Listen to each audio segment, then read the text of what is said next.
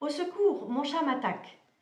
Combien de fois ai-je malheureusement lu ou entendu ce message de peur et d'incompréhension de certains propriétaires de chats qui subissent régulièrement des agressions de leurs chats sans en comprendre la raison. Les agressions de chats font en effet partie du tiercé gagnant des motivations à consulter un comportementaliste félin. Car au-delà de la surprise ou du choc de devenir du jour au lendemain la proie de son chat, subir des morsures ou des griffures sur les bras, les jambes, voire même le visage, peut être très douloureux et potentiellement dangereux. Un chat qui attaque l'humain est souvent qualifié de méchant et de fou, voire même de schizophrène ou de bipolaire, car dans une grande majorité des cas, rien ne semble annoncer l'agression. Le chat peut en effet être occupé juste avant de devenir agressif, à regarder par la fenêtre ou à faire un câlin à son humain référent, ce qui rend d'autant plus incompréhensible son changement de comportement. Et pourtant, contrairement aux dires des propriétaires concernés, le chat n'attaque jamais sans raison. Comme toujours, tout changement brutal de comportement doit faire l'objet d'un contrôle vétérinaire préalable afin d'éliminer une cause médicale comme une douleur ou une pathologie.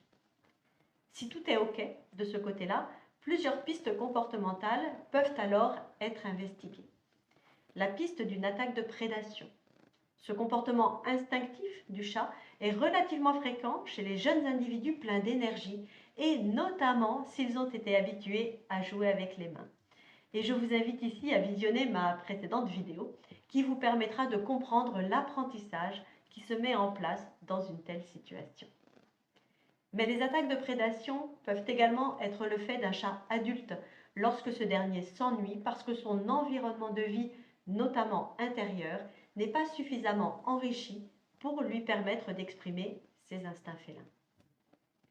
La piste d'une réaction d'irritation.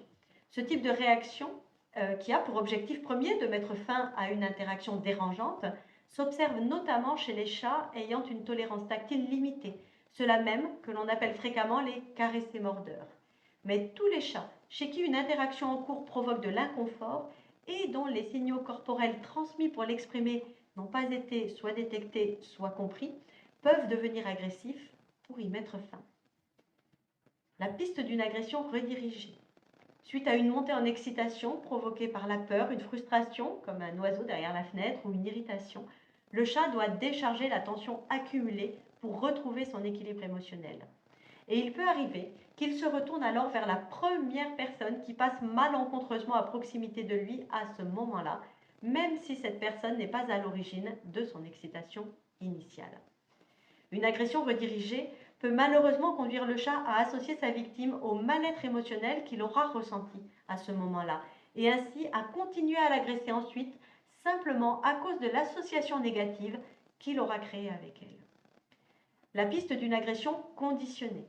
Ce type d'agression correspond à un apprentissage que nous avons la plupart du temps renforcé nous-mêmes sans nous en rendre compte, en répondant à une sollicitation qui a permis au chat d'obtenir ce qu'il voulait, comme manger ou sortir, et qui, en se répétant quelquefois, a rapidement fait la preuve de son efficacité. La piste d'une agression liée à une distribution alimentaire inappropriée.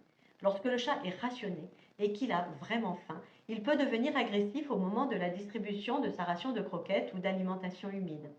Le chat étant un grignoteur par nature, mieux vaut donc lui laisser l'accès à sa nourriture en permanence. Une fois la cause de l'agression identifiée, un travail de remédiation comportementale peut être engagé pour désensibiliser le chat à un humain ou à une situation en particulier, ou déprogrammer un apprentissage inadapté. Il arrive aussi qu'une agression concerne un autre chat en cas de cohabitation. Entre congénères, la cause est rarement médicale et il s'agit en général plutôt d'attaques de prédation entre un chaton et un chat adulte ou entre deux adultes si la mise en relation n'a pas été correctement réalisée ou si l'environnement de vie est insuffisamment stimulant. Il peut s'agir d'agressions redirigées avec, comme pour l'humain, un risque important d'association négative vis-à-vis du congénère victime. Il peut s'agir d'agressions par peur, suite à un retour par exemple de chez le vétérinaire ou de chez le toiletteur, car un chat qui a changé d'aspect et ou d'odeur n'est souvent plus reconnu comme familier par les autres chats du foyer. Il peut s'agir d'agressions conditionnées, lorsqu'un chat s'ennuie par exemple et qu'en attaquant un congénère, les réactions de ce dernier le stimulent et l'occupent un moment comme un parfait petit jouet poète. Il peut s'agir enfin d'agressions liées à un accès à une ressource convoitée mais en nombre limité au même moment par deux chats cohabitants. Bref, vous l'avez compris, il y a dans la grande majorité des cas toujours une explication rationnelle à une agression de chat, que cette dernière concerne l'humain ou un congénère. Ces dernières années, on a beaucoup entendu parler du syndrome du tigre pour expliquer des attaques soudaines et imprévisibles chez le chat de compagnie.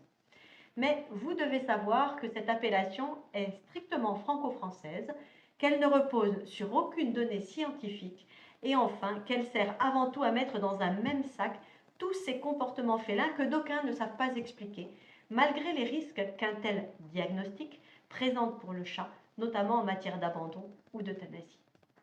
Heureusement, l'éthologie a fortement contribué ces dernières années à développer les connaissances disponibles sur le chat et à former des spécialistes du comportement, les comportementalistes félins notamment.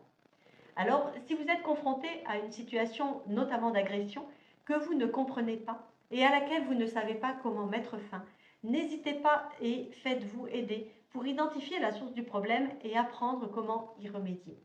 Vous gagnerez un temps précieux et vous préserverez également la confiance et la complicité de votre relation avec votre chat. J'espère que cette vidéo vous a intéressé. Pour aller plus loin, je vous invite à télécharger mon guide gratuit « L'enrichissement du milieu, le secret du bien-être du chat d'intérieur » dont le lien est disponible dans le descriptif de cette vidéo juste en dessous. N'hésitez pas également à me contacter si vous rencontrez une difficulté avec votre chat, mais aussi tout simplement pour apprendre à mieux le connaître ou pour anticiper une éventuelle modification à venir de votre quotidien partagé. Chaleureusement votre